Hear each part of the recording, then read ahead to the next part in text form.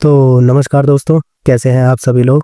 तो मैं आ गया हूँ एक नया लेटेस्ट अपडेट और एक नई लेटेस्ट वीडियो लेकर आप सबके बीच।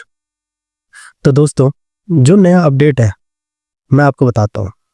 भारत की अर्थव्यवस्था इन दिनों दो तरफा चुनौतियों से जूझ रही है। एक तरफ देश के भीतर आर्थिक संतुलन बनाए रखने की जिम्मेदारी है और दूसरी तरफ वैश्विक मंच पर अमेरिका जैसे शक्तिशाली अर्थव्यवस्थाओं के साथ व्यापारी तनाव बढ़ता जा रहा है।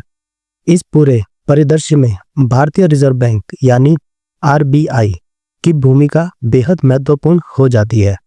हाल ही में घोषित मौद्रिक नीति समीक्षा की बैठक में आरबीआई ने संकेत दिए हैं कि वह मौजूदा ब्याज दर को यानी रेपो रेट को 5.50% पर स्थिर रख सकता है, लेकिन आर्थिक परिस्थितियों में बदलाव हुए तो रेट में कटौती भी संभव है। यह फैसला अपने आप में सिर्फ एक नीतिगत कदम नहीं, बल्कि इसके पीछे एक व्यापक आर्थिक दृष्टिकोण और अंतर्राष्ट्रीय दबावों का अध्ययन छिपा हुआ है, जिसे हम विस्तार से समझने की आवश्यकता है। मौद्रिक नीति दरअसल वह तरीका है जिससे केंद्रीय बैंक देश की आर्थिक गतिविधियों को संतुलित करता है। जब महंगाई बढ़ती है तो आरबीआई ब्याज दरें बढ़ा देता है, जिससे बैंक कर्ज महंगे हो जाते हैं और लोगों का खर्च घटता है। वहीं जब आर्थिक ग्रोथ धीमी होती है तो आरबीआई ब्याज दरें घटाता है, जिससे बैंक लोन सस्ते हो जाते हैं और निवेश व खपत को प्रोत्साहन मिलता है। इस समय भारत की स्थिति थोड़ी अटल है। महंगाई अभी नियंत्रण में तो है, लेकिन अमेरिका ने भारत के खिलाफ जो 25% आयात शुल्क यानी टैरिफ लागू करने की घोषणा की है, उसने चिंता बढ़ा दी है भारत की। अमेरिका का कहना है कि भारत रूस से सस्ता कच्चा तेल खरीदकर उसे प्रोसेस करके अन्य देशों को बेच रहा है, जिससे अमेरिका और पश्चिम देशों की आर्थिक रणनीति प्रभावित हो रही है। इसी को लेकर ट्रंप प्रशासन ने यह टैरिफ लगाया है, जो भारत के लिए आर्थिक रूप से काफी हानिकारक साबित हो सकता है। अब बात करते हैं दोस्तों इन टैरिफ्स के प्रत्यक्ष और अप्रत्यक्ष प्रभाव की।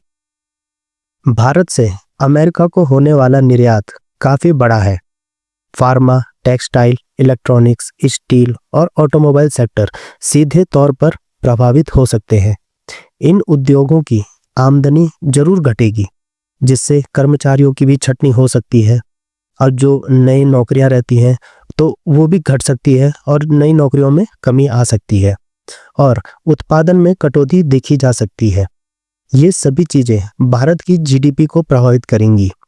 अगर जीडीपी ग्रोथ की बात करें तो फिच रेटिंग ने 2025-26 के लिए भारत की जीडीपी ग्रोथ को 6.3% अनुमानित किया है, लेकिन अमेरिकी टैरिफ्स और वैश्विक तनावों को देखते हुए यह आंकड़ा 6.2% या इससे भी नीचे जा सकता है।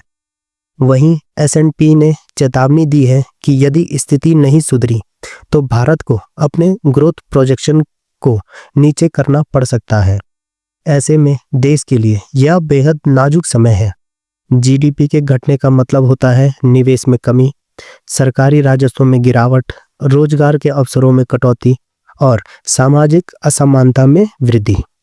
भारत में वैसे भी बेरोजगारी एक बहुत बड़ी समस्या बनी हुई है। अगर निर्यात में गिरावट आई तो निजी क्षेत्र में रोजगार और भी कम हो सकते हैं। यही नहीं, टैरिफ्स का असर सिर्फ निर्यात तक सीमित नहीं रहता। इसका असर जो शेयर मार्केट है, मतलब जो शेयर बाजार है, विदेशी मुद्रा भंडार, रुपए की स्थिति और देश के व्यापार संतुलन पर भी पड़ता है। जब भारत से अमेरिका को सामान भेजना महंगा हो जाएगा तो विदेशी जो खरीदार हैं, जो परचेजर हैं विदेशी, वो दूसरे देशों की तरफ रुख करेंगे, मतलब वो इधर उधर देशों के पास जाएंगे। जिससे होगा क्या, जिससे भारत के निर्यातकों को बहुत भारी नुकसान उठाना पड़ सकता है। विदेशी निवेशक ऐसी परिस्थितियों में अपने पैसे निकालने लगते हैं, जिससे बाजार में अस्थिरता और बढ़ती है। अब बात करते हैं दोस्तों इस परिस्थिति में रिजर्व बैंक ऑफ इंडिया मतलब आरबीआई के पास क्या ऑप्शन है? इनके पास पहला ऑप्शन है मौद्रिक ईजनिंग, यानी ब्याज दरों को कम करना। इससे लोन सस्ते होंगे, लोगों की ईएमआई कम होगी और निवेश को प्रोत्साहन मिलेगा। इससे अर्थव्यवस्था को थोड़ी गति मिल सकती है। लेकिन अगर आरबीआई दरें घटाता है और महंगाई फिर से बढ़ने लगती है तो यह एक जोखिम भरा कदम साबित हो सकता है। दूसरा विकल्प है कि आरबीआई स्थिति को कुछ समय के लिए स्टेबल रखे और अमेरिका और भारत के बीच के संबंधों को देखते हुए भविष्य में नीतिगत निर्णय ले। साथ ही सरकार को भी इस परिस्थिति में जरूर हस्तक्षेप करने होंगे, जैसे कि निर्यातकों को सब्सिडी देना, घरेलू मांग को बढ़ावा देना, एमएसएमई को राहत पैकेज देना और वैकल्पिक बाजारों में निर्यात बढ़ाने की रणनीति अपनाना। अब आम आदमी के नजरिए से देखें तो यह पूरा घटनाक्रम काफी मायने रखता है। अगर आरबीआई ब्याज दरें घटाता है तो आपकी होम लोन, कार लोन या एजुकेशन लोन की ईएमआई बहुत ज़्यादा कम हो सकती है, जिससे आपकी जेब पर सीधा असर पड़ेगा। लेकिन अगर अमेरिकी टैरिफ्स के कारण कंपनियों को नुकसान होता है और वो छटनी शुरू कर देते हैं तो आपकी नौकरी भी खतरे में पड़ सकती है।